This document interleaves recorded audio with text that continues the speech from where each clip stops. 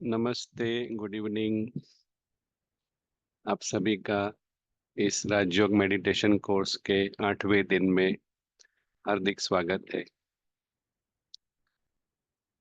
तो आप सभी ने ये 7 दिन जो 7 सत्र हुए राजयोग के कोर्स के वो पूरे किए और सभी आगे के सत्र के लिए फिर से जुड़े हैं। तो ये बहुत ही सराहनीय बात है क्योंकि इसमें दृढ़ता और निश्चय भी चाहिए। तो चलिए देखते हैं इस सातों सत्र में हमने क्या सीखा। तो सबसे पहले हमने ये सीखा कि बहुत ही सुंदर एक अदृश्य मेहमान है, मुसाफिर है। मेहमान अर्थात जो किसी भी चीज का मालिक नहीं होता है, ओनर नहीं होता है इस भौतिक दुनिया में। न किसी वस्तु, व्यक्ति और वैभव का मालिक होता है। किसी भी वस्तु, व्यक्ति और वैभव का मालिक नहीं होता है। इसीलिए इस अदृश्य मेहमान को किसी भी वस्तु, व्यक्ति और चीजें खोने का डर नहीं है। बिल्कुल निर्भय है और पूरे ड्रामा से वह 100% स्वतंत्र है। और वह अनुभव कर रहा है कि नीचे चल रहे इस ड्रामा के टेम्पररी पार्ट का भी उसे बंधन नहीं है, क्योंकि उसे पता है कि वो मेरा पार्ट नहीं है, ड्रामा का पार्ट है। तो ये पार्ट के बंधन से भी वो मुक्ति का अनुभव करता है। फिर हमने देखा कि यह अदृश्य मुसाफिर अपने घर से एक मुसाफिर की तरह यात्रा करके इस ड्रामा में प्रवेश करता है, जहां शरीर रूपी चोला धारण करके अपना पार्ट प्ले करने आता है। परंतु जैसे जैसे समय बीतता जाता है तो चलते चलते आइडेंटिफिकेशन की वजह से, फॉल्स आइडेंटिफिकेशन की वजह से जब दो चीजें मिक्स होती है तो ये जरूर होता है कि एक दूसरे के गुण को प्रभावित करते हैं। तो ठीक उसी तरह आत्मा और शरीर का मेल होने से चलते चलते वह शरीर के भान में आता जाता है और धीरे धीरे वह शरीर का भान, शरीर के अभिमान में परिवर्तन होता है और अपने सत्य स्वरूप को वो खो देता है, भूल जाता है और अपने पार्ट अर्थात शरीर, अपने को पार्ट अर्थात देह, शरीर समझने लगता है और धीरे धीरे वो सत्य से बहुत दूर जाने लगता है, जिसको हम कह सकते हैं दुर्गति करता है। तो खुद को वो ऊंट और हाथी समझ के उस ऊंट और हाथी के भान में जीवन जीने लगता है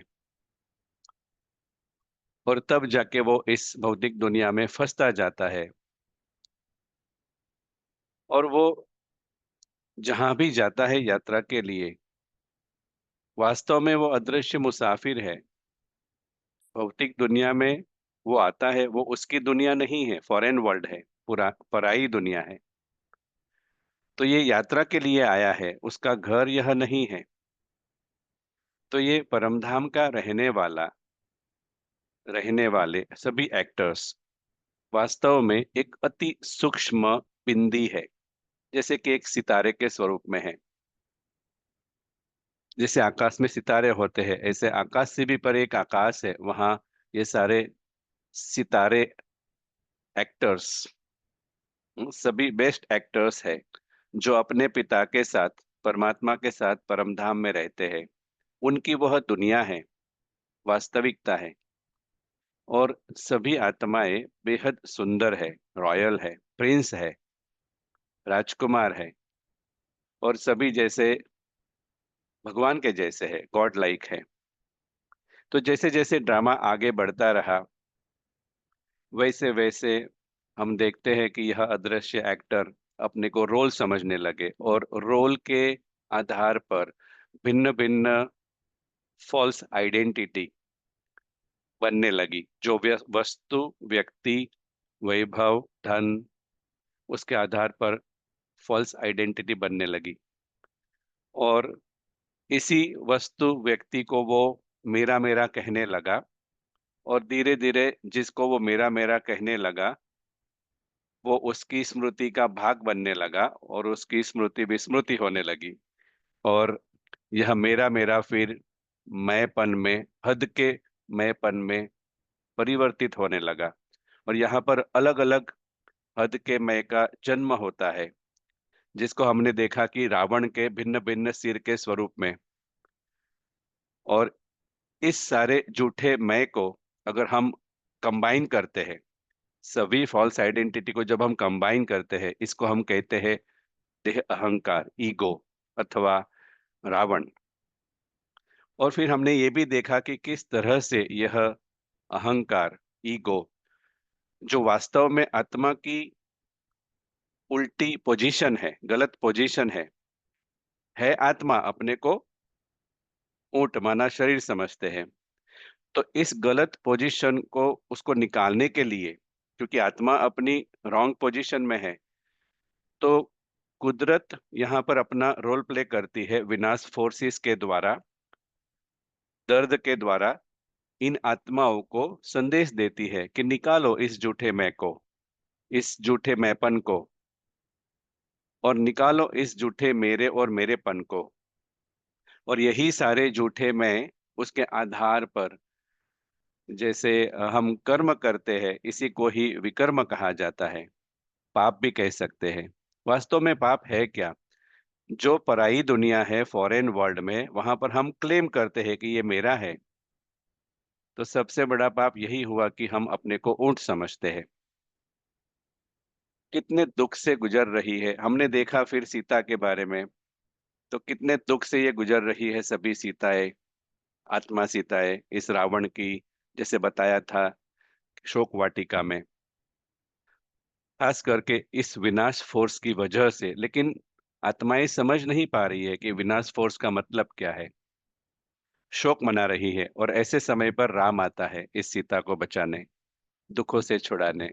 और राम कहता है मैं आया हूं तुम्हें मदद करने।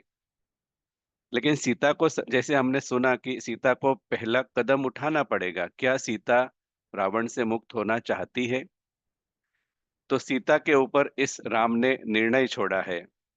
परंतु रावण भी स्मार्ट है, आसानी से वो सीता को छोड़ने वाला नहीं है, क्योंकि उसके साथ असिस्टेंट माया भी है। तो हम सबने देखा कि राम और सीता एक तरफ, रावण और माया दूसरी तरफ, यह एक मनोविश्ले मनोविश्लेषक खेल चल रहा है मन के अंदर, हर एक आत्मा के अंदर, अ, कम और ज्यादा, लेकिन चल रहा है। कोई कोई सीताएं जग गई है, जगी हुई रहने का प्रयत्न कर रही है, वह इस खेल को खेल की तरह देख पा रही है और रावण पर विजय पाने के प्रयास में जुटी हुई है। लेकिन अभी भी मेजोरिटी सीताएं बेहोश है। तो जो जागे हैं उसको बेहोश करने के लिए रावण और माया जैसे दृढ़ निश्चयी है, भिन्न भिन्न रॉयल चाल चलते हैं इस सीता को अट्रैक्ट करने के लिए इस भौतिक दुनिया में। ग्लिटर, गोल्ड ग्लिटर, और सीता को राम के पास जाने नहीं देना है, यह उनका निश्चय है, रावण और माया का। और लास्ट में हमने यह भी देखा कि हम सभी पावरफुल शिव शक्तियां है, और हमने देखा कैसे हम इस रावण पर विजय पा सकते हैं। और हमने ये भी जाना कि राम अर्थात क्या, जैसे कहा जाता है गॉड इज ट्रुथ, तो राम माना सत्य। तो सत्य अर्थात क्या? जो कभी बदलता नहीं, कभी परिवर्तन नहीं होता, सदा के लिए सेम रहता है। और जो सारे ही गुण और शक्तियों का सागर है, वो हमारा पिता है। तो राम का जो पार्ट है ड्रामा में, वो सीता को ज्ञान देकर होश में लाना। और यही विधि जो है, जो आत्मा बेहोश है उसको होश में लाना, इसको राजयोग कहा जाता है। तो राजयोग अर्थात जो भगवान जानता है, जो पिता जानता है वो हम जाने, जो वो देखता है इस दुनिया को वो हम देखें, जो वो सोचता है वैसा हम सोचे, और जो वो फील करता है, महसूस करता है, वैसा हम महसूस करें। तो ये खेल में जीतने की विधि है, और अगर हम यह करेंगे तो जीत तो निश्चित है, क्योंकि राम हमारे साथ है। और आगे अब हम देखते हैं कि किस तरह से आगे कहानी बढ़ती है, और हम ये भी देखेंगे, इस संस्था के बारे में भी हम जानेंगे। तो आज हम फिर से कविता बहन को आमंत्रित करते हैं, स्वागत करते हैं इस मेडिटेशन कोर्स को आगे बढ़ाने के लिए। शुक्रिया। ओवर टू कविता बहन। शुक्रिया भाई।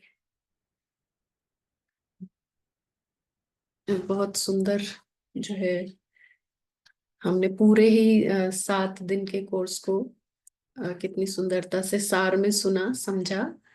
हाँ, तो सभी का रिवीजन हुआ। अ, अभी प्रश्न लेंगे क्या, या? हाँ, अभी हम प्रश्न ले लेते हैं। आई थिंक कुछ जो, एक प्रश्नों का जवाब तो ऑलरेडी मिल गया। हाँ, अगर अगर अब अभी भी जो कल प्रश्न पूछे थे कल के चैप्टर से रिलेटेड, अगर अभी भी रहते हैं तो आप पूछ सकते हैं। वैसे सब कुछ बता दिया है सार में। तो एक प्रश्न था कल, लाइन क्रॉस करने की निशानियां क्या है? लाइन क्रॉस करने की निशानियां। तो लाइन क्रॉस करने की जो निशानी अंदर में सबसे पहली दिखेगी वो है कंफ्यूजन। कंफ्यूज होने लग जाएंगे सच और झूठ में। हाँ, मिक्सचर होने लगेगा, और फिर और बंधन बनेंगे। तो हम अंदर में नोटिस करेंगे कि शिकायतें बढ़ रही हैं, है ना, कंप्लेंट्स बढ़ रही हैं, कैरेक्टर्स को हमारा एक्सेप्टेंस पूरा नहीं हो रहा है। हम जो ड्रामा के सीन्स आ रहे हैं, परिस्थितियां आ रही हैं, उनमें प्रश्न उठा रहे हैं, ऐसा क्यों, ऐसा कैसे हो सकता है, क्या हो रहा है, ये हम बढ़ता हुआ देखेंगे, है ना। तो कंप्लेंट्स और क्वेश्चन, ये बढ़ता हुआ दिखाई पड़ेगा। इसकी शुरुआत होती है कंफ्यूजन से। अगर रेखा के उस पार है तो बहुत क्लियर है कि सब कुछ, सब सब जो जहां है एकदम परफेक्ट है। ड्रामा अपनी जगह जैसा चल रहा है परफेक्ट है, घर अपनी जगह सुरक्षित परफेक्ट है, सभी परिवार के जो हमारे जन हैं, जैसा भाई ने कहा, सभी चमकते सितारे, वो सब भी सुरक्षित है। तो दूसरा एक क्वेश्चन है, माया खींचती है जैसे, मतलब वो खुद का अनुभव सुना रहे हैं कि वो रात को सोते हैं तो अमृत वेला करेंगे, सुबह में जल्दी उठेंगे, यह संकल्प करते हैं। लेकिन रात को ही कुछ बैक पेन बढ़ जाता है, तो फिर वो हो नहीं पाता है। तो कैसे इसमें से बाहर आए? दृढ़ता चाहिए माया को। एक्शंस की दृढ़ता भी दिखानी होगी सीता को, और संकल्पों की दृढ़ता भी दिखानी होगी, है ना। तो जब भी माया और ध्यान से नोटिस करेंगे तो माया रात में जब आप सो रहे हैं तभी कुछ ना कुछ संकल्प देती है कि इफ एंड बट का कुछ ना कुछ थॉट अगर आप देखेंगे कि उस समय ही बहुत दृढ़ता नहीं है कि उठना ही उठना है, और अब तो कल तो हर हाल में योग करना ही करना है। लेकिन वो कुछ इफ एंड बट आप ध्यान से चेक करेंगे तो वो उसी टाइम कमजोर करती है, फिर सुबह वो दूसरे रूप में आ जाता है। तो यहाँ दृढ़ता भी चाहिए सीता को, क्लैरिटी भी चाहिए, और ऐसा कह समर्पण। सकते हैं कि जी। करना ही है, ऐसे संकल्प करना है। राइट। ओके। और एक प्रश्न था कि ड्रामा में जो बीमारी होती है वो क्या फिक्स होती है?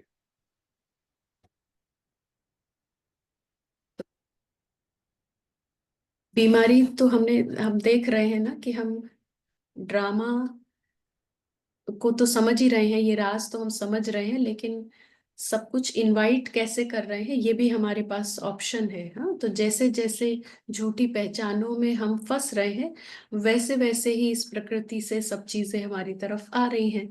तो अभी हमारे पास ऑप्शन क्या है, उस पर हमें ध्यान देने की जरूरत है कि सभी के मन मस्तिष्क में एक झूठी इमेज का नो, जो हमने देखा ना कि रावण के जो अलग अलग सर हैं वो क्या है, तो ये झूठी पहचानों के अलग अलग सर हैं।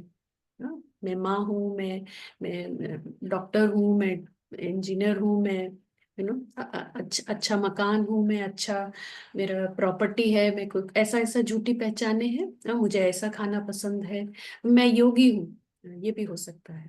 हाँ, तो अब इन पहचानों, अगर इन ये बनी रहती है, हम इनका पालना करते रहते हैं और कुछ एक्शन में नहीं आते, तो उस आधार पर बीमारियां जो है ना इनवाइट होती रहती हैं। लेकिन आज से अब से अगर हम, अब ऑप्शन क्या है, हाँ, तो अब से क्या ऑप्शन है कि इन झूठी पहचानों को खत्म करना है।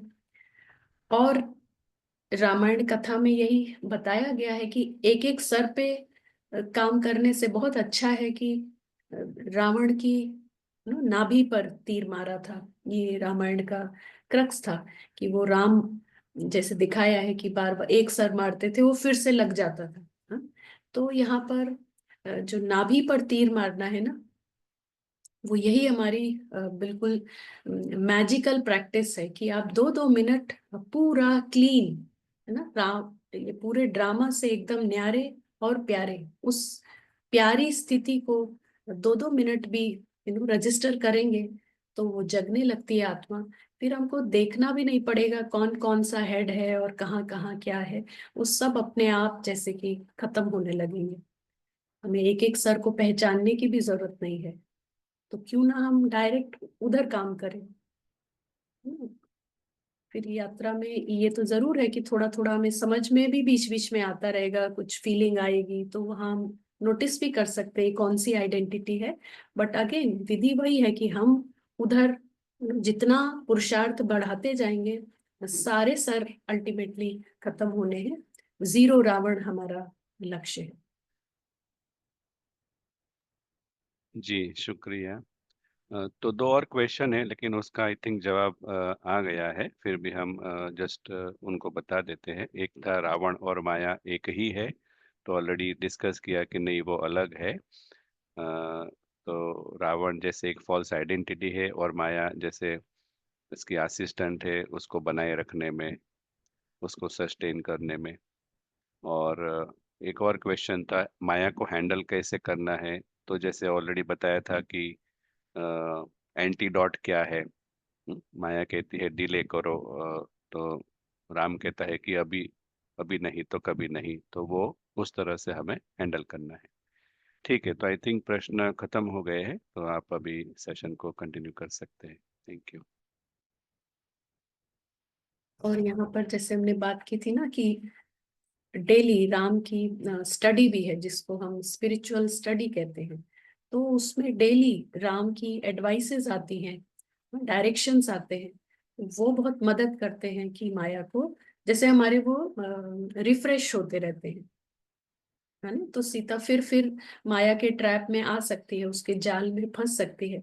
लेकिन डेली की जो ये आध्यात्मिक पढ़ाई है ये फिर से उन युक्तियों को रिफ्रेश करती है कि हाँ, तो हम बचे रह सकते हैं। तो वो पढ़ाई डेली रेगुलर अगर हम करते हैं तो वो बड़ा अच्छा अभ्यास में एक बहुत महत्वपूर्ण कदम है, कहेंगे सबसे महत्वपूर्ण। तो अब हम आ सकते हैं आज के टॉपिक पर। हाँ, एक क्वेश्चन आया है, लेकिन आई थिंक हम बाद में ले सकते हैं। इससे रिलेटेड है तो अभी हम ले सकते हैं। इन जनरल है, ले सकते हैं। तो एक क्वेश्चन है कि कभी कभी किसी आत्मा को कोई दूसरी आत्मा कष्ट देती है, तो दूसरे को देखकर गुस्सा आता है, तो इस सिचुएशन में कैसे कंट्रोल कर सकते हैं हम खुद को। एक बार रिपीट करिएगा इस। क्वेश्चन ये है कि वो ऐसा बता रहे हैं कि जब कोई दूसरी आत्मा हमें कष्ट देती है, तो उनको देख के हमें गुस्सा आ जाता है, तो ऐसी सिचुएशन में जो वो हमें कष्ट दे रहे हैं, तो हम कैसे अपने आप को कंट्रोल करें?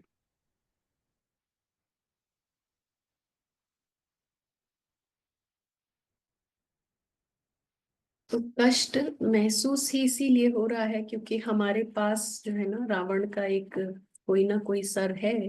और आपको वो चेक करने की जरूरत है कि कौन सी फॉल्स आइडेंटिटी है जो हिल जाती है, जिसको तकलीफ हो रही है ना।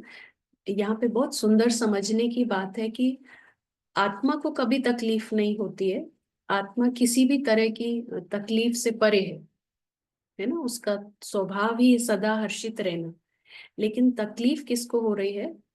जब हम कहते हैं ना हमें दर्द हो रहा है, हमें बुरा लगा, तो किसको लग रहा है? रावण के किसी ना किसी सर को बुरा लग रहा है। तो ये बड़ी अच्छी समझने की बात है कि जब बोर हो रहे हैं, हाँ, ये फीलिंग कहाँ से आ रही है? किसी रावण के सर से आ रही है। कुछ इंसल्टिंग लग रहा है, रावण के सर को हो रहा है। तो ये एक तो पता लगना अच्छी बात है कि हम पता लगा सके कि कौन सा सर है जिसको तकलीफ हो रही है। तो वो आप बेटर समझ सकते हैं कि क्या तकलीफ है ना, क्या बुरा लग रहा है।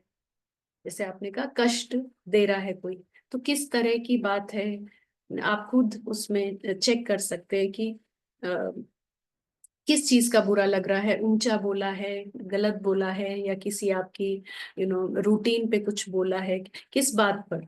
तो वो आपको अपनी वो झूठी पहचान पकड़ में आएगी कि अच्छा ये सर है जिसको तकलीफ हो रही है। अगर वो हेड नहीं हो तो तकलीफ की कोई बात ही नहीं है। यहाँ पर यही हम समझ रहे हैं, है ना। कितने लोग बाहर रोड पर आपके आपके कॉलोनी में किसी दूसरे को कुछ बोल रहे हैं, बट वहां कोई तकलीफ नहीं है क्योंकि उनसे रिलेटेड हमारे अंदर कोई सर नहीं है। तो हमको कोई फर्क नहीं पड़ रहा है। कोई हाथ भी उठा रहा है तो भी हम बीच में इंटरवीन भी कर सकते हैं कि भाई ऐसा नहीं करो, लेकिन हमें तकलीफ नहीं होगी यहाँ पर।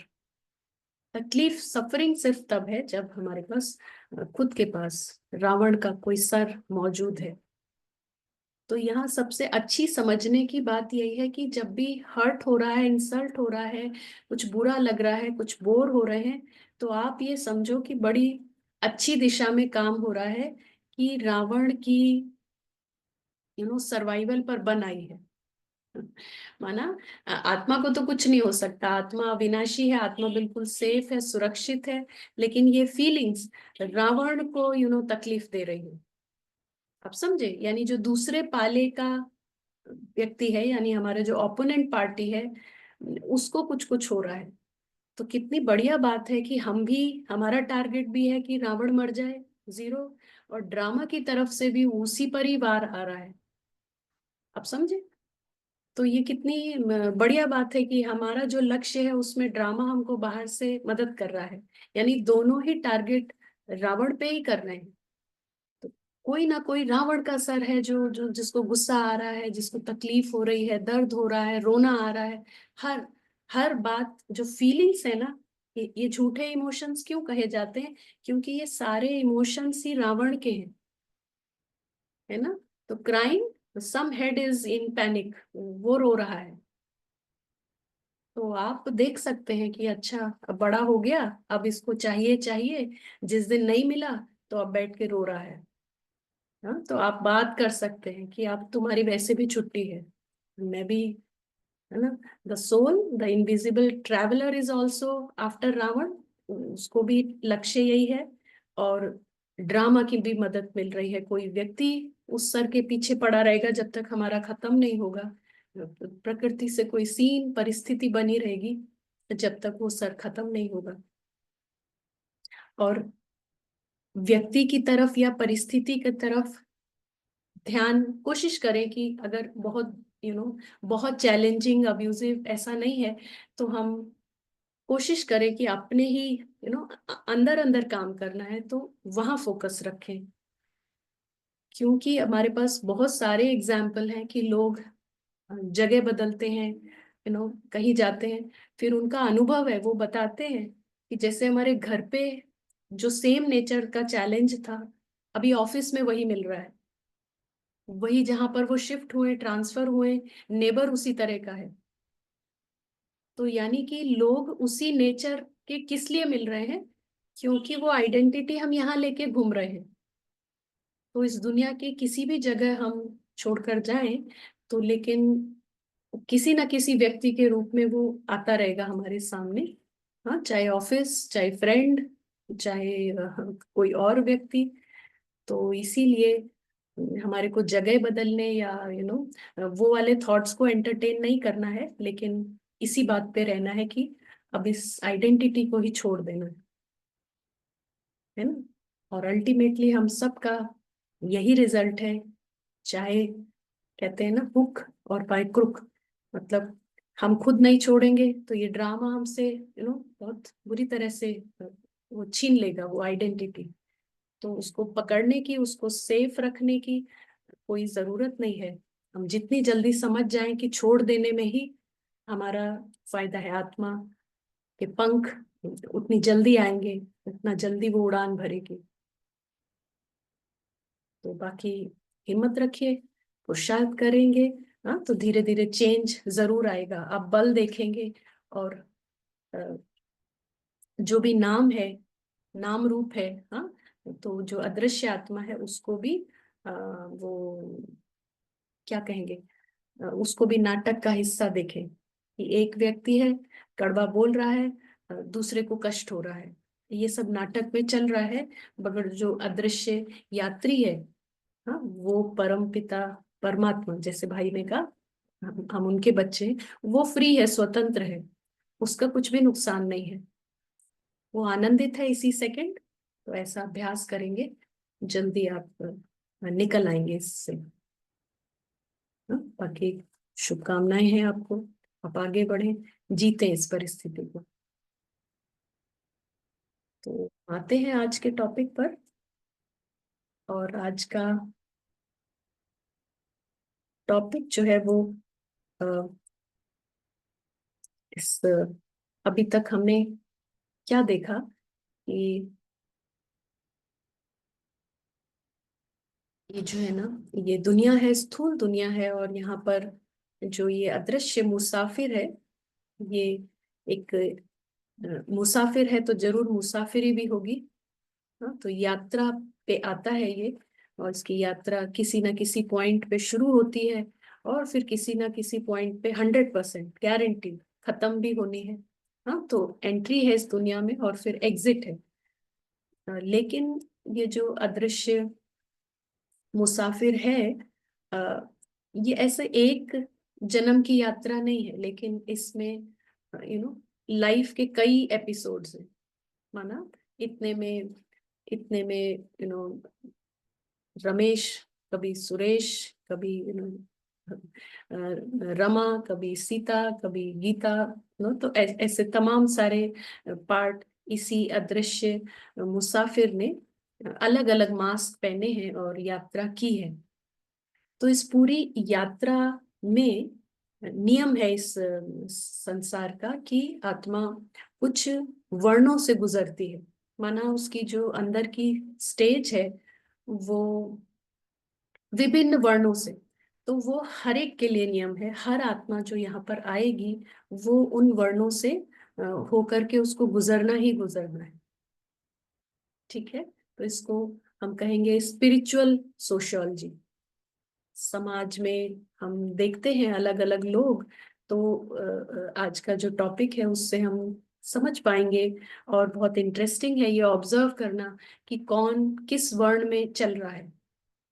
और जब हम वर्ण की बात कर रहे हैं, तो ये अंदर की बात है।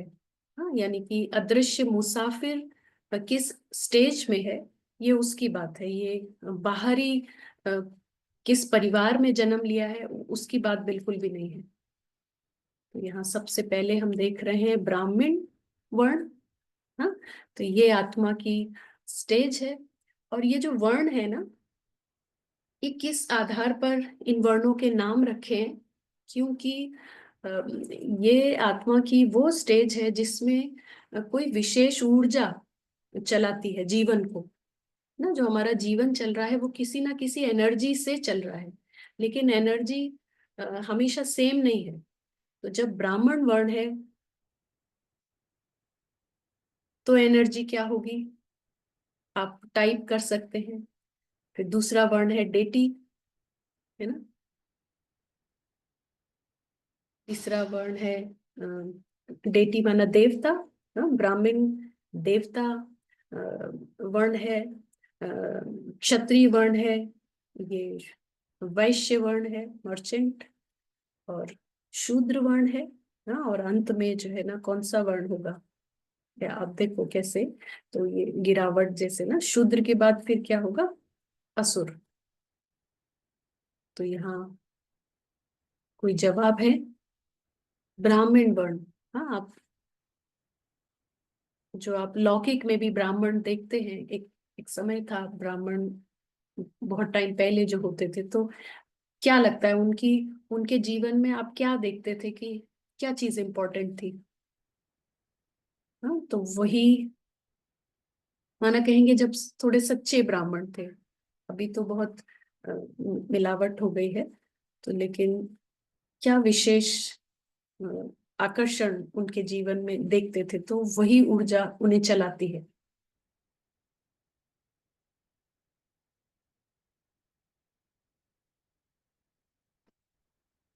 कोई टाइपिंग है कुछ,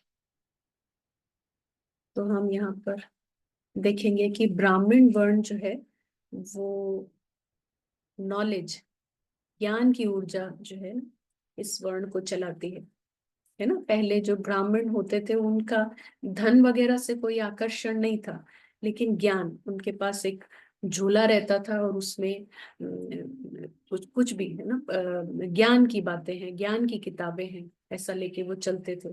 तो उनका आकर्षण ही वही था। उनके पास कपड़े बहुत अच्छा बढ़िया पहनना या रहने का उनको ऐसा कुछ आकर्षण नहीं है कि। तो देवताई जो वर्ण है वो उसको चलाती है खुशी की ऊर्जा, है ना। देवता नाम से ही पता चलता है कि वहां पर एनर्जी ही क्या है। सारे देवी देवताओं की पिक्चर हम देखते हैं तो खुशी पहली चीज दिखती है ना। क्षत्रिय तो साहस, साहस इस वर्ण को चलाता है। क्षत्रिय जहां भी बाहर से भी देखेंगे, वॉरियर फेज, तो उसमें साहस देखने को मिलेगा। वैश्य जो है उसमें क्या ऊर्जा होगी, वैश्य वर्ण आपको क्या लगता है कि कौन सी ऊर्जा चलाती है।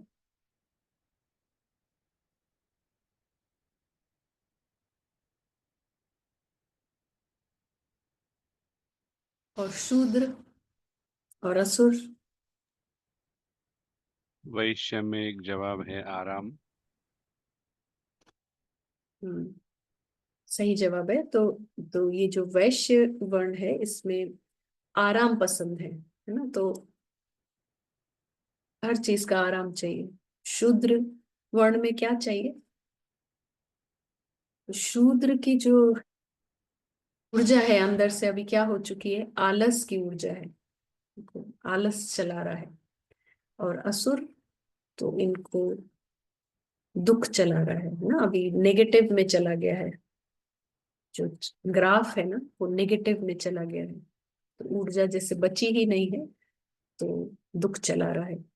तो ये वर्ण है जिन वर्णों से हर आत्मा को गुजरना है, अपने अपने परसेंटेज के हिसाब से, है ना। सब एक लेवल के असुर नहीं होंगे, लेकिन किसी का असुर लेवल कुछ है, किसी का असुर लेवल कुछ है ना। ब्राह्मण लेवल भी कुछ है। तो यहाँ अभी हम डिटेल में देखेंगे, इस सोशियोलॉजी को समझेंगे और हम आसपास के लोगों को और स्वयं को भी समझ पाएंगे। तो ब्राह्मण वर्ण जैसे कहा ना, तो ऐसा हो सकता है कि ये जो व्यक्ति है ये किसी शूद्र परिवार में हो इस समय, यानी बाय कास्ट। हाँ, या हो सकता है कि मुस्लिम फैमिली में हो। तो जन्म किसी भी कहीं पर भी हुआ हो, किसी धर्म में हुआ हो, चाहे वो किसी भी कास्ट में हुआ हो, मगर अंदर की स्टेज की हम यहाँ बात कर रहे हैं। अगर ऐसा हो सकता है कि अभी अंदर की स्टेज ब्राह्मण की है, अब बाकी परिवार वाले कोई और वर्ण में हो सकते हैं, अंदर की स्टेज। लेकिन जो ब्राह्मण वर्ण में है उसमें क्या दिखाई पड़ेगा? तो ज्ञान के प्रति आकर्षण, ज्ञान का शौक, है ना। तो हमेशा मतलब उनको बुक्स बुक्स का अच्छा कलेक्शन आप देखेंगे, उनके पास कुछ पढ़ने का शौक है, कुछ जानने का, कोई भी सब्जेक्ट हो सकता है ना। तो किसी को ज्योग्राफी, पूरा पूरा वर्ल्ड का कुछ डिस्कवरी, ऐसा क्या क्या है, किसी को हिस्ट्री का शौक है, तो कुछ भी नॉलेज, किसी को ग्रेट जो हो करके गए हैं लोग बड़े बड़े, उनके बारे में पढ़ना, नॉलेज। तो नॉलेज के शौक के साथ साथ क्योंकि इनका ज्ञान का आकर्षण है, तो दुनियावी चीजों का आकर्षण अभी इतना नहीं है, तो अंदर भी स्वच्छता है और बाहर भी स्वच्छता पसंद होगी, है ना। और अंदर से अच्छी स्टेज है तो जैसे ऑर्गेनाइज्ड चीजें दिखाई पड़ेंगी, बाहर भी सफाई और अंदर भी सफाई। और क्या दिखाई पड़ेगा? क्योंकि सफाई है तो उसका मतलब ही है कि अंदर से सिंपल होंगे, बाहर से भी सिंपल। आप कोई बहुत ब्रांडेड कॉम्प्लिकेटेड ऐसा तैयारी कपड़ों की या मेकअप ऐसा इनको नहीं देखेंगे, सिंपल। तो उनका आकर्षण भी नहीं जाएगा। जैसे वो बहुत पार्टी में भी पहुंचे तो उनका आकर्षण नहीं है वो सब चीजें, किसने क्या पहना है, उनका नोटिस में भी नहीं आएगा, है ना। तो सिंप्लिसिटी ही अट्रैक्ट करेगी उनको, जो अंदर उनका गुण है वही आकर्षण होगा। नॉलेज किसके पास है वहां अट्रैक्शन होगा। सिंपल कौन है? तो अंदर भी सिंप्लिसिटी, कॉम्प्लिकेटेड नहीं है। तो इसीलिए जो सिंपल है उसका क्या होता है, टाइम बचता है, उसके पास टाइम होता है। जो कॉम्प्लिकेटेड है वो अपनी ही जाल में फंसा, उसका टाइम वेस्ट होता है।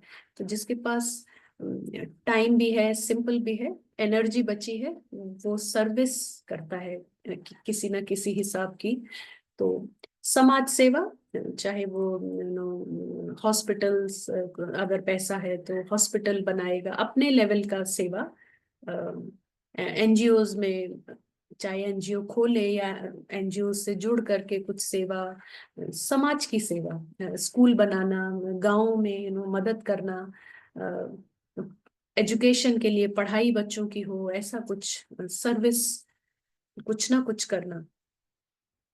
और अंदर का अगर ये स्टेज है तो सत्य की तरफ भी आकर्षण होगा। तो जैसे भगवान कौन है ऐसा भी इच्छा रहेगी, लेकिन वो भक्ति वाला नहीं कि मूर्ति और आरती कब करनी है, ऐसा नहीं, लेकिन सच क्या है वो भी जानने का आकर्षण होगा। तो अगर ये ब्राह्मण वर्ण है और इसमें लकी बहुत है, भाग्यशाली सच्चे हैं, तो फिर क्या होगा? ये ब्राह्मण वर्ण में है, सभी आएंगे, जैसे कहा ना 800 करोड़ से भी ऊपर है अभी आत्माएं, तो सबको आना है ब्राह्मण वर्ण में। लेकिन इनको भाग्यशाली कब कहा जाएगा? अच्छी बात है इस वर्ण में है, लेकिन आप बताइए कि ये कब बहुत बहुत भाग्यशाली कहे जाएंगे? हाँ, आप सभी हैं। ब्राह्मण है ही, आप देख रहे हैं अपने में कि नॉलेज की प्यास है, चात्रक, तो ज्ञान की चात्रक है। तो बिजी शेड्यूल में से भी जैसे ज्ञान को सुनने समझने के लिए समय निकालना, लेकिन आप भाग्यशाली भी हैं, तो वो किस हिसाब से है? कंपनी ऑफ गॉड, ऐसे एक जवाब है।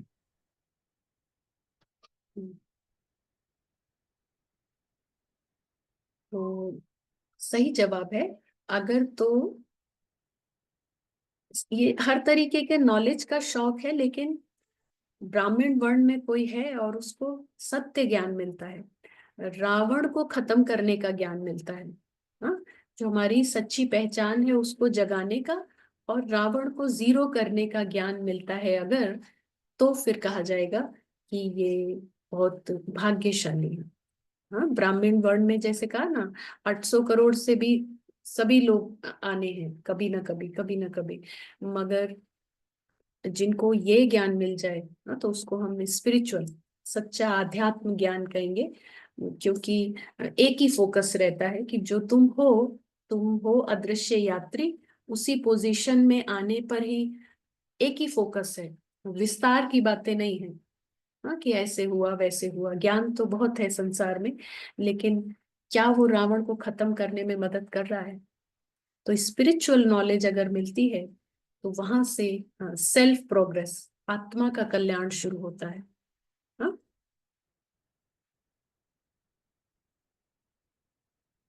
दूसरा वर्ण हम देखेंगे, ब्राह्मण वर्ण में जैसे कहा ना, अगर स्पिरिचुअल नॉलेज मिली, लकी हुए हम, और अच्छे से हमने अगर रावण को जीरो किया, तो फिर क्या बन जाएंगे? रावण को जीरो करेंगे तो क्या बन जाएंगे? निश्चित रूप से हम दूसरे वर्ण में पहुंचेंगे, देवता वर्ण। हाँ, तो ये एक तरीके से ऊपर बढ़ने का ग्राफ है, कि हम देवता वर्ण में शिफ्ट हो जाएंगे। जीरो करा है हमने, रावण को पूरा खत्म किया है अपने प्रयास से। तो इसको हमने देखा ही था कि जब अंदर फुल रावण जीरो हो गया है, तो सिक्योर्ड, हमने देखा था ना सिक्योरिटी का ग्राफ कैसा था, जो मन पूरी तरह से सिक्योर्ड है, तो वहां पर नेचुरल हैप्पीनेस है, यानी अतीन्द्रिय सुख है। अतीन्द्रिय सुख इंद्रियों से परे का सुख है। तो इनको इस वर्ण में ऐसा जरूरत नहीं पड़ रही है कि बेटी जो है ना वो सर्जन बन गई इसलिए खुश हैं। आज हमारे जो जो बहुत कोई नाती पोते आ रहे हैं, सब बेटी आ रही है यूएसए से, इसलिए खुश हैं। कुछ बहुत बढ़िया खाने का अरेंजमेंट है इसलिए खुश हैं। ऐसा नहीं है, इनकी खुशी अम, इंद्रियों से परे की खुशी है। ये हो या वो हो, कुछ भी खाने को नहीं है तो भी खुश है। हाँ, तो ये वर्ण भी, एक परिवार में कोई ब्राह्मण है, तो दूसरा बच्चा ऐसा हो सकता है कि वो देवताई वर्ण में है ना, एक ही परिवार में। तो नेचुरल हैप्पीनेस है। तो ये क्योंकि हमने देखा ये सिक्योर्ड माइंड सेट है, तो इसके पास क्या होगा? परफेक्शन होगा, हर हर गुणों से संपन्न होंगे, परफेक्ट होंगे। तो उनका सिर्फ अंदर में परफेक्शन नहीं है, लेकिन उनके एक्शंस में भी आपको परफेक्शन दिखाई पड़ेगा। जैसे वही एक गिलास पानी भी देना है ना, कुछ कुछ कुछ ट्रे में लेकर के मतलब नॉर्मल एक काम करना है, उसमें भी आप औरों से अंतर देखेंगे। उनके एक्शन में जैसे कि ब्यूटी समाई होगी, कुछ ना कुछ अलग। तो उसके लिए कोई खर्चा या ऐसा नहीं है, लेकिन क्योंकि हमने समझा था ना कि जो माइंड सिक्योर्ड है वो क्रिएटिव भी बहुत है। तो उनकी हर साधारण चीज में भी आपको क्रिएटिविटी की झलक दिखाई पड़ेगी, और उसको इग्नोर नहीं किया जा सकता होगा, है ना। तो वेस्ट से बेस्ट बनाना, ये इनके गुणों में दिखाई पड़ेगा कि बहुत साधारण चीजें थी और उससे क्या सुंदर बना दिया है, बेस्ट ऐसा। और क्या दिखाई पड़ेगा कि नेचुरली पॉजिटिव है। पॉजिटिव उनको बनने के लिए कुछ अपने को मोटिवेट नहीं करना पड़ रहा है, कोई कोर्स नहीं करना पड़ रहा है, कोई एफर्मेशंस लिखने नहीं पड़ रहे हैं कि मैं पॉजिटिव हूँ, मैं पॉजिटिव हूँ, लेकिन नेचुरली पॉजिटिव। तो ऐसा कैसे है? क्योंकि कोई दुख नहीं है। हाँ, नीचे लिखा हुआ है कोई दुख नहीं है। और क्यों कोई दुख नहीं है? क्योंकि कोई झूठी पहचान नहीं है अंदर में, है ना, सच्चा मैं जगा हुआ है। तभी देवताई वर्ण संभव है। सच्चा मैं जगा हुआ है। तो अभी के समय भी बहुत से लोग आपको देवताई वर्ण में मिल सकते हैं। ये कलयुग का टाइम चल रहा है, लेकिन जो ऊपर से नए नया आ रहा है इस रंगमंच पर, तो उसके पास अभी झूठी पहचान का अगर अभी पैदा नहीं हुई है, तो वहां आप देवताई वर्ण देख सकते हैं कि उनको अ, गड़बड़ से गड़बड़, चैलेंजिंग परिस्थिति है और कुछ कुछ खराब है। वहां भी वो जैसे बहुत खुश है, उनको सब कुछ बढ़िया लग रहा है कि नहीं ठीक तो है, सब बढ़िया है। तो इसको वो प्रिटेंड नहीं कर रहे हैं, मगर उन्हें अनुभव ही यही हो रहा है कि सब बढ़िया है, कोई कमी नहीं है। ऐसा नेचुरल नेचर खुशी का। और नेचुरली फिर भाग्यशाली भी होंगे, है ना। नेचुरली भाग्यशाली होंगे। क्यों? क्यों नेचुरली भाग्यशाली होंगे? क्योंकि हमने एक और चित्र देखा था कि जब अंदर सच्चा मैं है, तो इस प्रकृति से जैसे अन अनअवेयर, मतलब कहाँ से कब प्रकृति की मदद आ रही है कुछ पता भी नहीं चलेगा, है ना। कहाँ से कब सपोर्ट हो रहा है। तो जैसे लगा कि अरे ये सामान कहाँ चला गया, क्या हुआ। और फिर वो बात कैसे जादुई तरीके से जैसे बन जाएगी, ऐसा भाग्य देखने में आएगा कि वो तो कुछ काम उनका रुक ही नहीं रहा है, हर चीज में सफल हो रहे हैं। तो नेचुरल लकी, एफर्ट कम, और जैसे सब लोग, पूरी प्रकृति मदद कर रही है, आसपास के लोग मदद कर रहे हैं, और वो मदद का प्लान भी चाहे नहीं कर रहे हो, कहीं से भी बस आ जा रही है मदद। ऐसे लकी, तो इसको ही कहा जाता है ना कि आपका लक काम करे। सबके लिए ट्रैफिक जैम है, मगर इनके लिए कुछ अजूबा हो जाएगा कि अरे वो शॉर्टकट मिल गया, एक वो रास्ता किसी को भी नहीं पता है, तो वहां से पहुंच गए। ऐसे उनके काम जो है ना, बहुत जादूगरी तरीके से बनते हुए देखेंगे। तो कारण क्या है? अंदर, अंदर जो है ना सच्चा मैं है, तो कुछ मैल नहीं है। तो ऐसा सच्चा दिल यहाँ से स्वयं ही स्वतः ही मदद अट्रैक्ट करता रहता है। सबके लिए चैलेंजिंग है, मगर उनके लिए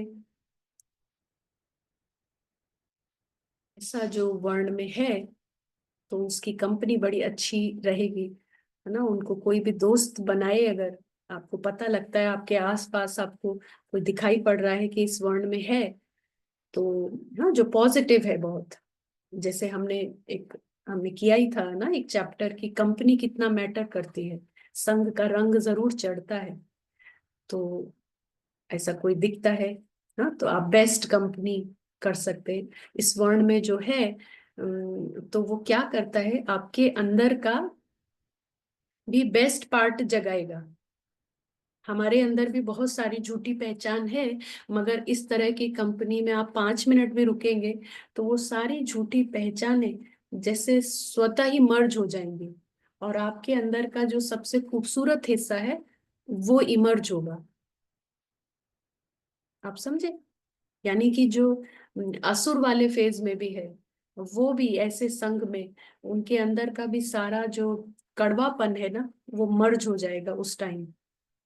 तो इतनी ताकत है इस पॉजिटिव माइंडसेट में। तो इसीलिए चैलेंजिंग सिचुएशन पर हमें बहुत ज्यादा इफ एंड बट संकल्प नहीं चलाने हैं, लेकिन पूरे फोर्स से हमें पुरुषार्थ पर, अपने मन के झूठे मैं को हटाने पर ही ताकत लगानी है, एफर्ट करना है, क्योंकि वही अल्टीमेट सॉल्यूशन है ना, सदा सदा सुखी रहने का। तो डेटी फेस हुआ, तो अब इसके बाद क्षत्रिय, क्षत्रिय वर्ण है। तो जैसे कहा ना, ये जो देवताई वर्ण है ना, ये भी बाहर से कोई भी कास्ट हो, कोई क्रिश्चियन हो सकता है, कोई बौद्ध हो सकता है, कोई मुस्लिम भी हो सकता है, कोई हिंदू भी हो सकता है, मगर कोई है जो उसमें अभी नया परम धाम से ही आया है ना, तो वो आत्मा, उसका अंदर का वर्ण जो है उसकी बात हो रही है। क्षत्रिय वर्ण, तो इसमें क्या अंतर हो गया? जैसे देवताई वर्ण था, अभी क्षत्रिय कैसे हो गया? क्षत्रिय वर्ण कैसे हुआ? क्योंकि जैसे हमने देखा ना कि जो अदृश्य यात्री है वो यात्रा पर है, और शुरुआत में वो रेखा के उस पार रहता है। हम सभी जब आए थे, तो रेखा के उस पार से ही हमने शुरू किया था ये यात्रा। तो हमारे अंदर कोई झूठी पहचान नहीं थी, अपना घर और अपना अपने रूप, अपने स्वरूप की स्मृति थी। और ये मास्क, हमको मास्क पूरा समझ में आता था, तो सब कुछ बहुत अच्छा चल रहा था। हम खुश थे। हाँ, और यहाँ पर सब कुछ खुश था, भाग्य अच्छा था उससे।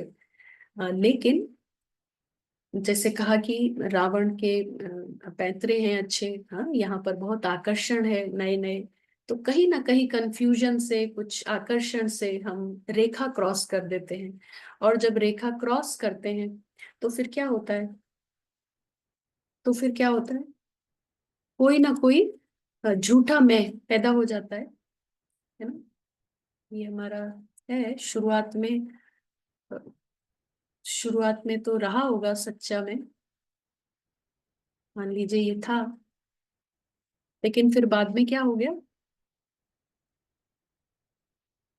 काफी टाइम हो गए, एक लाइफ, दो लाइफ, कई लाइफ। तो कुछ थोड़ा थोड़ा चीजों से बंधन बन गया, इच्छा रख ली, तो कुछ अटैचमेंट पैदा हो गया। और जैसे ही हमने कहा अटैचमेंट पैदा हुआ, बंधन बना, तो सबसे पहली चीज क्या आती है? आप बताओ। माइंड जो पूरा सिक्योर्ड था, वो कहाँ शिफ्ट हो जाएगा? अब फुल सिक्योरिटी नहीं है, अब उसके अंदर आ चुकी है। क्योंकि जब बंधन बनाया तो उसको खोने का डर तुरंत पैदा होगा, है ना।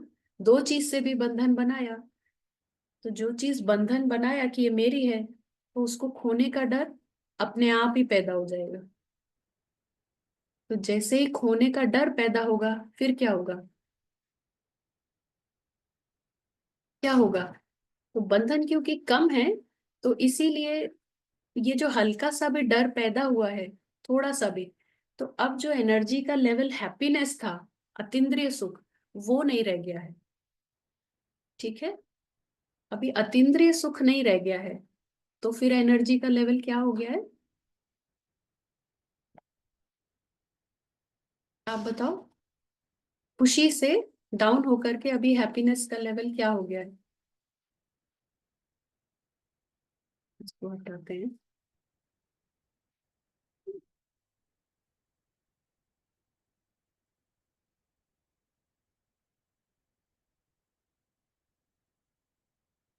खुशी से डाउन होकर के अभी ऊर्जा जो चलाएगी जीवन को, वो हो गया है साहस, है ना। अभी खुशी नहीं है। अगर आपके पास कोई डर नहीं है, कोई भी डर नहीं है, जीरो डर है, हाँ, तो फिर अपने आप नेचुरल जो ऊर्जा चलाएगी वो आनंद होगा, खुशी होगी।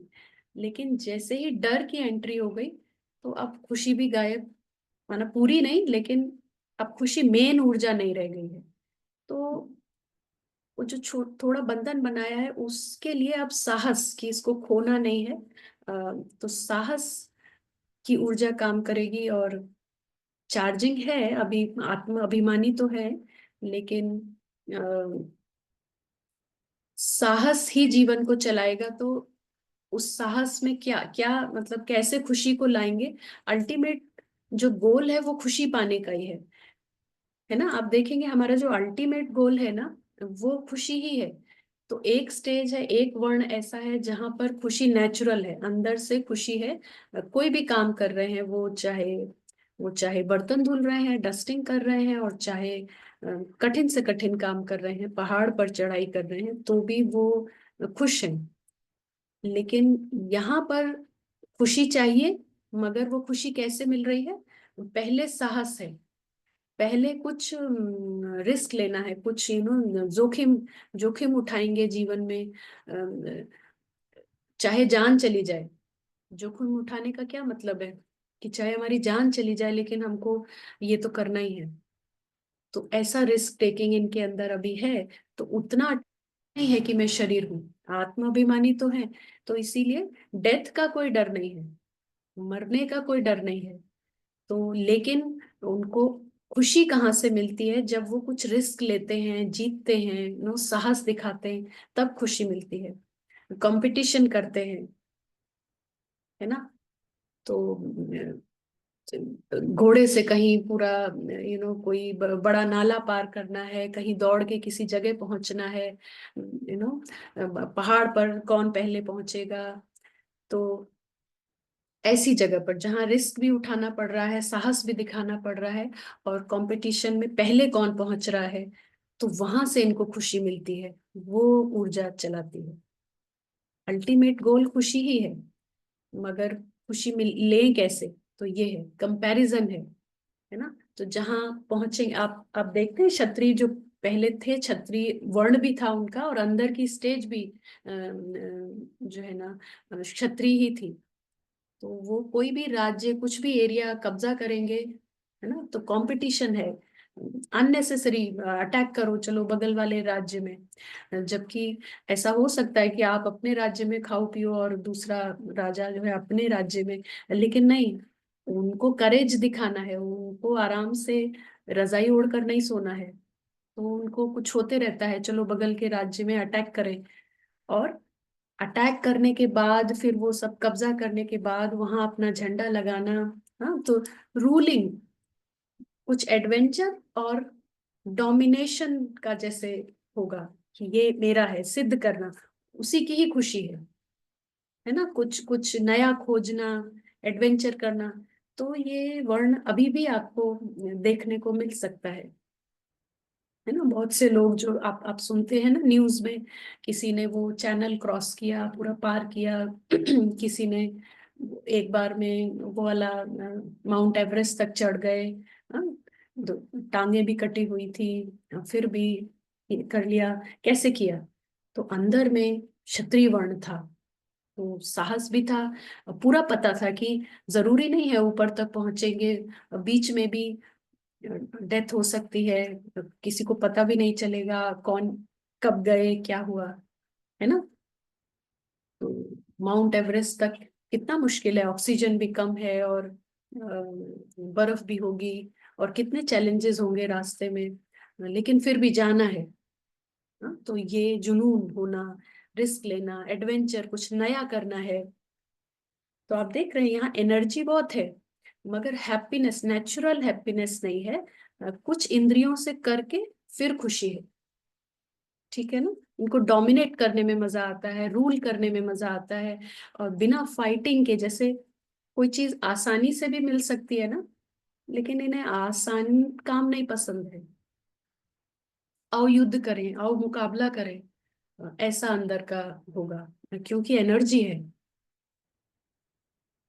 ना। तो जैसे हमने अभी ब्राह्मण वर्ण समझा ना, तो ब्राह्मण वर्ण की बुद्धि बहुत सिंपल है, तो उसको है कि आप कर लीजिए पहले तो मैं कर लेता हूँ, सिंप्लिसिटी। तो वहां आराम से बात बन सकती है, कोई लड़ाई की मुकाबले की जरूरत नहीं। मगर इनको सिंपल से नहीं होगा इनको सिंपल से नहीं, कोई एक चाय पे भी कुछ तो शर्त लगाओ, शर्त लगाओ, चलो हाथ का ऐसा करते हैं, कुछ तो मुकाबला, उनको खुशी उन सब चीजों से मिल रही है। जब कहीं अटैक नहीं करना है, तो पहले के राजाओं को आप सुनते होंगे कि वो अब चलो शेर को कुछ करते हैं, जंगल में चलते हैं, तो पता है कि अटैक में जो जान भी जा सकती है, लेकिन घर में आराम से बैठना उनका शौक नहीं है। कुछ करो, एडवेंचर, कुछ नया ढूंढो, कुछ नया करो। ठीक है, तो ये है क्षत्रिय वर्ण। हाँ, तो ऐसे बहुत से एग्जाम्पल देख सकते हैं। आगे है यहाँ जो ये वैश्य वर्ण है, तो अब तक क्या हो चुका है कि वो जो थोड़े बंधन की शुरुआत हुई थी क्षत्रिय वर्ण, तो समय बीतता गया तो अभी ज्यादा बंधन बन गए हैं, है ना। तो क्षत्रिय वर्ण में आप देखेंगे, चाहे कोई भी धर्म हो, चाहे मुगल हो या फिर चाहे हमारे यहाँ भी, तो मतलब रिश्तों से इतना, जो हिस्ट्री थोड़ी बहुत पता है उसमें देखा है ऐसा कि जैसे शिवाजी शायद इकलौते बेटे थे, मगर मदर जैसे कम एज में भी उनको टीका लगा रहे हैं, खुद भेज रहे हैं कि जाओ आप वहां अटैक करो। तो माँ को भी इतना भी ऐसा मोह जैसा नहीं है कि नहीं नहीं बेटे तुम बाहर नहीं निकलो और तुम्हारा को कुछ हो जाएगा, मगर उनका जान भी चली जाए, मगर जैसे अपने राज्य की रक्षा करो, अपना, है ना। तो ऐसा, ये प्रेरणा है।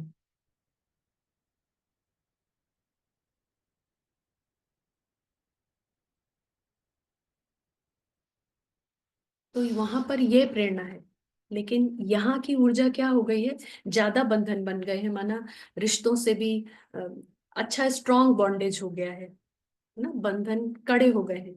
और चीजों से भी टाइम क्योंकि बीत गया है, तो हमने देखा था ना, बंधन एक बार रेखा क्रॉस की तो बंधन पे बंधन, बंधन पे बंधन खुद ही बनने लगते हैं। हाँ, जंगल में हम खोते चले जाते हैं। तो अब जब कई चीजों से बंधन हो जाता है, तो फिर अब साहस की कोई बात नहीं है। अब हमारे को वो जो चीजें, बंधन जिनसे बनाए हैं ना, अब वो सुरक्षित रहे, मैं खुद भी सुरक्षित रहूं और वो सब भी सुरक्षित रहे, वो ऊर्जा हो, वो दिमाग हो गया है।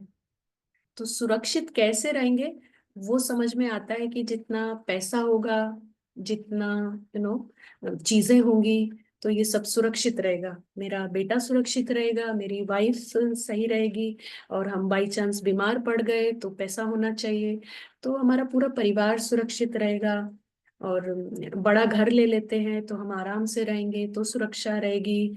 तो आराम प्रायोरिटी है, और आराम के लिए पैसा जो है वो मेन उनका जीवन का गोल हो जाता है ना। तो सब आराम से रहें, सब सुरक्षा में रहे, तो सबका हेल्थ इंश्योरेंस करा लेते हैं, घर का भी इंश्योरेंस करा लेते हैं, घर में आग ना लग जाए, गाड़ी का भी कर, सब कुछ सेफ रहे, है ना। क्यों हुआ है, क्योंकि बंधन है कड़ा। तो वैश्य वर्ण को ये कुछ नहीं है कि आप कहो कि चलो वहां अटैक करें, वो ना ना ना, वो अटैक करने से तो नहीं है, हमारा सुरक्षा मेन प्रायोरिटी है। लेकिन हाँ, अटैक आप करो जा करके, लेकिन उसके लिए जो सामान है वो मैं बेच रहा हूँ, वो खरीद सकते हो आप, है ना। आपको आपको वहां जाने के लिए क्या चाहिए, ये वाला गाड़ी चाहिए, ये खरीदो। उनका प्रायोरिटी है पैसा। हाँ, तो आपका वो शौक है, आप वो करो, लेकिन हमारे को पैसा कमाने का कैसे होगा, कंफर्ट ज्यादा लाने का कैसे होगा, तो वो देखना है। ठंड ना लग जाए उसके लिए क्या क्या साधन जुटाए जाएं, गरम है तो क्या क्या, कैसे सुरक्षित रहें, आराम से रहें, ये दिमाग है वैश्य, है ना। तो इनको, क्योंकि पैसा आ रहा है, तो अब इसका भी मैं बनने लगेगा, है ना, झूठी पहचान पैदा होने लगेगी। ऑफ कोर्स पैसा करा तो सबको सुरक्षित के लिए था, लेकिन बंधन तो छोड़ता नहीं है ना, फिर ज्यादा पैसा, तो फिर वो अपने आप अर्ज होने लगेगी कि बड़ा मकान है दिखाएं। तो वो जो पेंटिंग है इटली की है, ये वाला फ्लावर वास है, ये तो वहां से मंगाया है हमने, है ना, लंदन का बैग है मेरे पास, तो ये सब शो ऑफ करना, है ना। तो हीरे की अंगूठी पहनी है तो फिर हाथ ऐसा करके बैठना, हाँ, तो उससे उनको खुशी। अब आप देख रहे हो, खुशी ही चाहिए, लेकिन खुशी का तरीका अलग अलग हो रहा है हर वर्ण में। एक तरीका था नेचुरल खुशी है, उनको कुछ भी कुछ करने की जरूरत नहीं पड़ रही है। उनको कहा जा रहा है कि वो उधर बहुत कड़ी धूप है, आप चलोगे क्या, अब वो जा रहे हैं, उनके पास नेचुरल खुशी है, तो उनको उसकी कोई शिकायत नहीं हो रही है, धूप में क्यों ले गए, ऐसा कुछ भी नहीं हो रहा है। ठीक है। दूसरा है कि बिना साहस दिखाए उनको खुशी नहीं आ रही है, तो उनको कुछ करना है, कुछ प्रूफ करना है, कहीं तो झंडा लगाना है, कहीं तो फर्स्ट आना है, कोई तो राज्य पे कब्जा करना है, कुछ तो बड़ा करना है, तो उनको वहां से खुशी आ रही है। यहाँ पर खुशी का साधन है कि जो मेरे हैं, जहाँ मैंने बंधन बनाए हैं, वो सब ठीक रहे, उनकी सेहत ठीक रहे, उनको सब सामान मिलता रहे, हम लोग अच्छे से अच्छा खाते रहे। अब खाना, माना पैसा आ रहा है, तो अब जो खुशी का एक और सोर्स हो गया, वो फूड हो गया।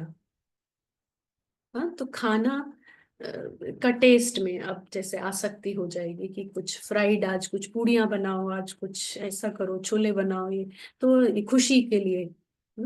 तो सिर्फ आराम साधन, शो ऑफ, ज्वेलरी, पैसा, वहां से खुशी, क्योंकि लोग समझे आप बड़े आदमी हैं, तो साथ साथ में खाना पीना, है ना। तो वर्ण में ये है, पैसा फटाफट हम खरीद लेते हैं, हमारा हॉलीडेज का, आप कहाँ जा रहे हो, आप जो है शिमला जा रहे हो, अच्छा हम तो मियामी जा रहे हैं।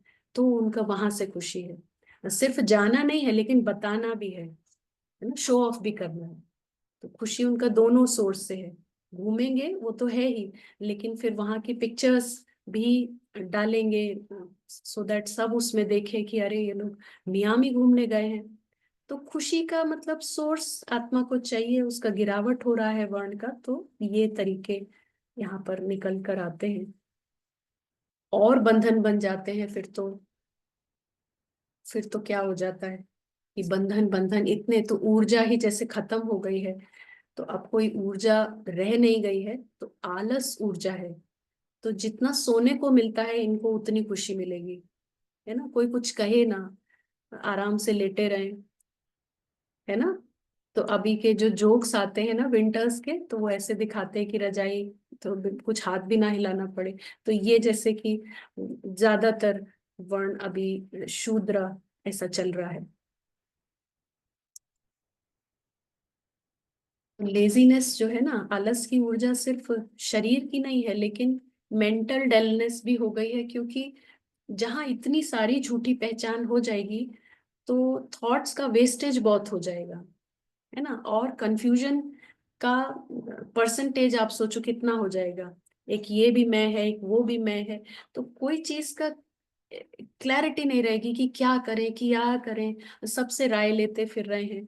लेकिन मेंटल डलनेस, जैसे ज्यादा कुछ सुनने का भी, नई चीज कुछ सीखने का, क्रिएटिविटी जीरो, है ना, डल डल हेड हो गया है।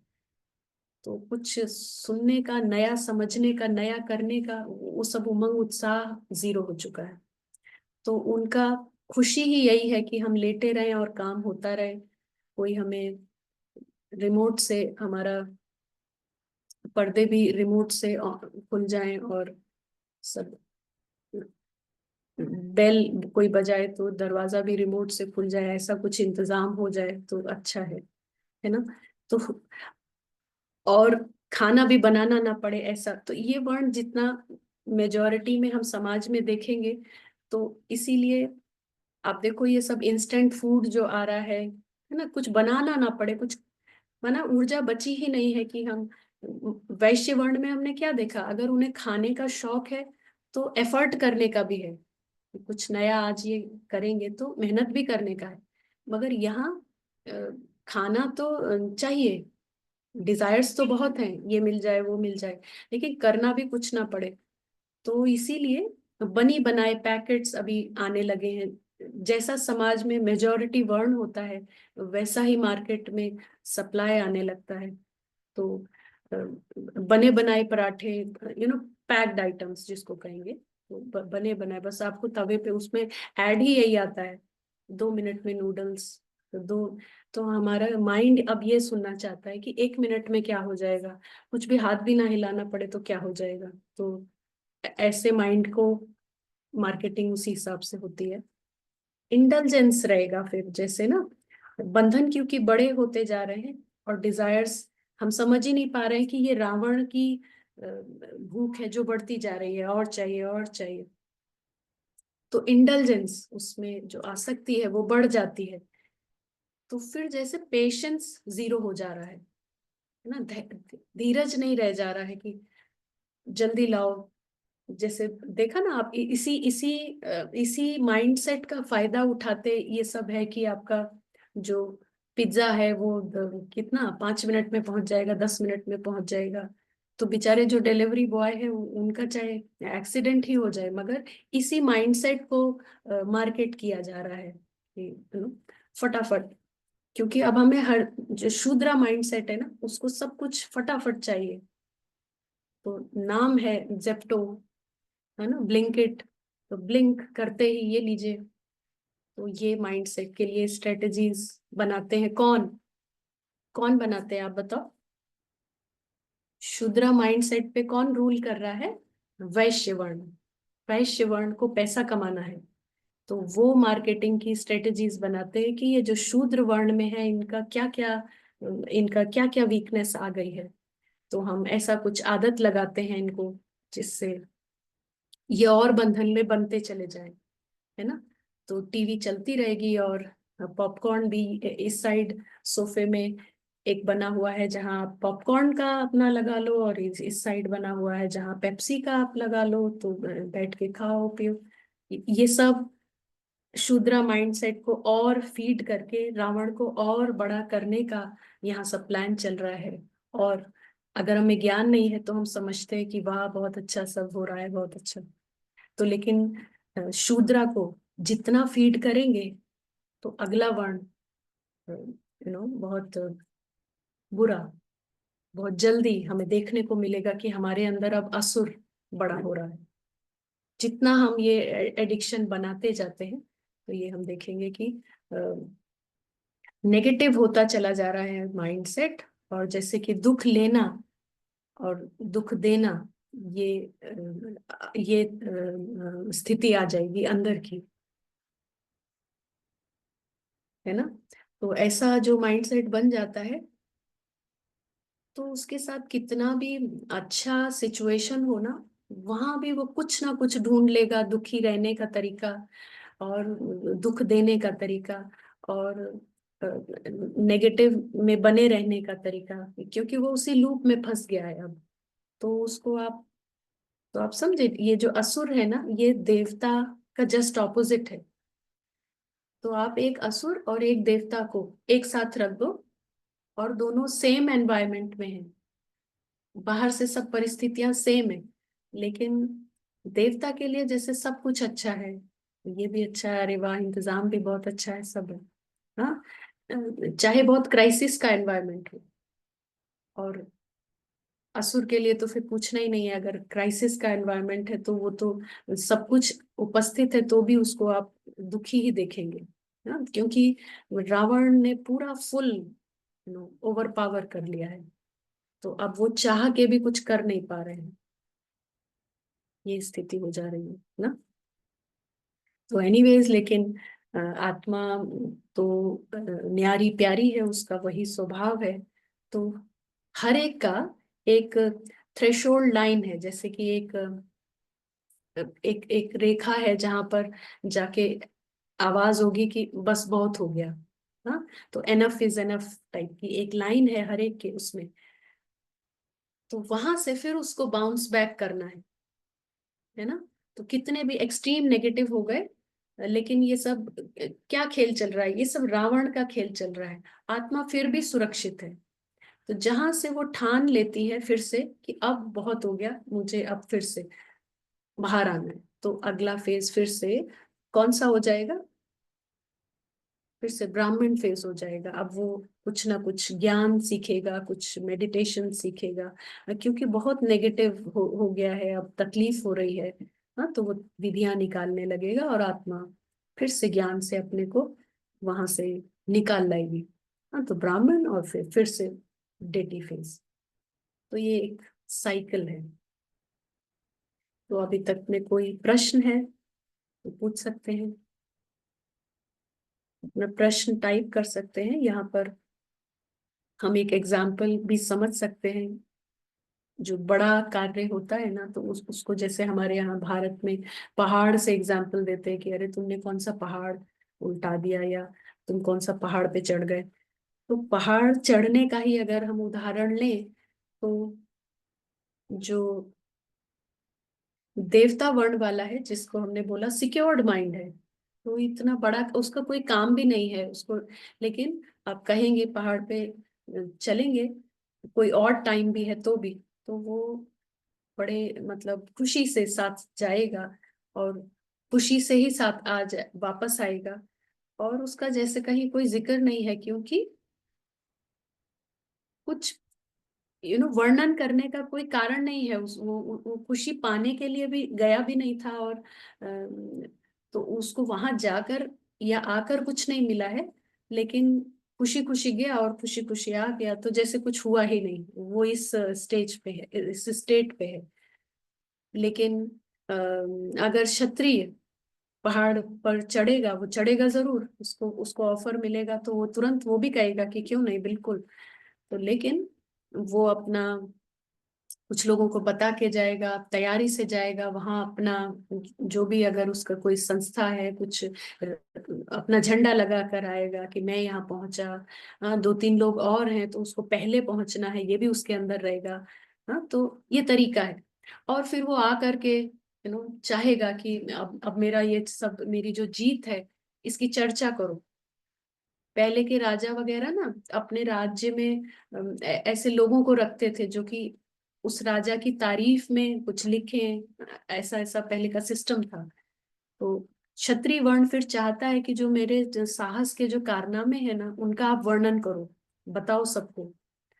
तो इस तरीके से उनमें दिखाने का, बताने का रहेगा, क्योंकि उन्होंने साहस दिखा के खुशी पाई है।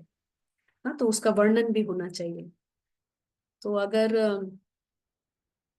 क्षत्रिय वर्ण के बाद वैश्य वर्ण, उनको कहा जाए कि आप इतना रिस्क उठाओ, तो जैसे हमने समझा था कि उनको रिस्क में कोई इंटरेस्ट नहीं है, उनको अपनी सुरक्षा प्यारी है, उनको अपना आराम प्यारा है।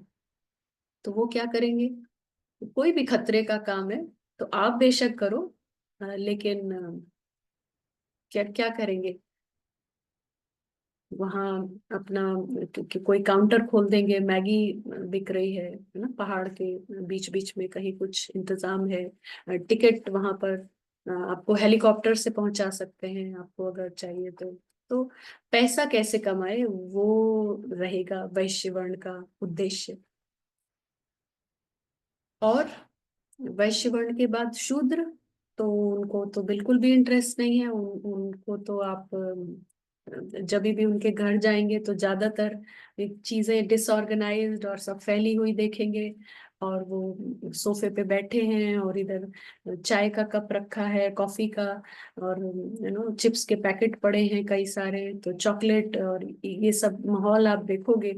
और उन्हें कहीं नहीं जाना है, लेकिन हाँ, जो गए हैं और टीवी पे अगर कुछ दिखाया जा रहा है वो लेटे लेटे देखना पसंद करेंगे कि और लोग कैसे जाते हैं, तो वो देख रहे हैं, है ना। फाइट भी उनको वहां नहीं, लेकिन वीडियो गेम में उसको उससे खुशी मिल जाती है कि हम यहाँ जीते जीते जीते, हाँ, रिमोट से फाइट करके। तो ये लेजीनेस की बात रही। और असुर, तो ये तो देवता के ऑपोजिट है, तो इनको किसी भी चीज से खुशी नहीं है। और ये तो खुद किसी भी हालत में नहीं जाएंगे पहाड़ और ये सब, लेकिन जैसे ही आप बात भी रखोगे इनके सामने, सिर्फ एक प्रपोजल, इनको ना भी कहो आप कि आप मत चलो, मैं जा रही हूँ, तो भी कैसा रिस्पॉन्स आएगा ना। वो आपको भी जब तक आप दुखी नहीं हो जाओगे तब तक उनका एफर्ट रहेगा कि अरे वहां गए थे देखो, वो लोग भी कितना, उधर बस ऐसे हो गई थी, वो लोग भी बचे नहीं थे, कुछ कुछ करके तो दुख रियलाइज करना, तो ऐसा है ये वश में है ना, कितने आई बनाए हैं उन्हीं के वश में चल रहा है। तो ये था आज का टॉपिक, ये है स्पिरिचुअल सोशियोलॉजी। तो यहाँ पर आप भी अपने में चेक कर सकते हैं कि अभी कितना ब्राह्मण है और कितना हमारे अंदर। और यहाँ पर यही खास बात है कि अगर डीमन का 1% भी हमारे में दिखाई पड़ रहा है, तो यानी कि कहा जाएगा कि हम असुर फेज में हैं। तो ऊपर चढ़ने के लिए तो हम ये नहीं कह सकते कि कभी कभी असुर का थोड़ा सा दिख जाता है, दुख दे दिया होगा कभी, मगर वैसे हम इधर हैं। तो थोड़ा भी परसेंटेज अगर हमें कोई निचले वर्ण का दिख रहा है तो कहा जाएगा हम उसी वर्ण में हैं। हाँ, तो हमें प्रोग्रेस करनी है, शूद्र, शूद्र से ब्राह्मण।